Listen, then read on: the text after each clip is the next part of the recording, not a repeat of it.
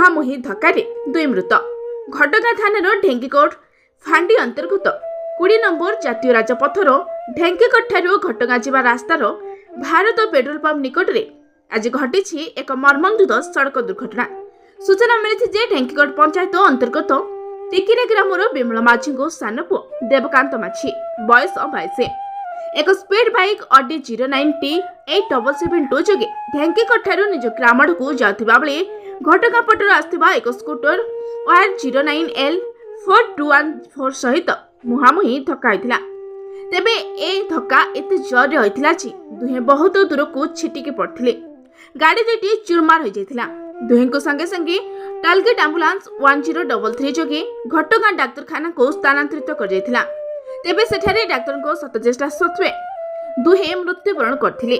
ଖବର ପାଇ ଢେଙ୍କିକୋଟ ଫାଣ୍ଡି ଅଧିକାରୀ ତ୍ରିନାଥ ନାୟକ ଘଟଣାସ୍ଥଳରେ ପହଞ୍ଚି ଗାଡ଼ି ଦୁଇଟିକି ଜବତ କରିଛନ୍ତି ଓ ତଦନ୍ତ ଚାଲୁ ରଖିଛନ୍ତି। ତେବେ ସ୍କୁଟର ଚାଳକର ନାମ ଶିବନନ୍ଦନ ପ୍ରଧାନ, ନିଜ ଘର ଝାଡ଼ଖଣ୍ଡ ରାଜ୍ୟରେ।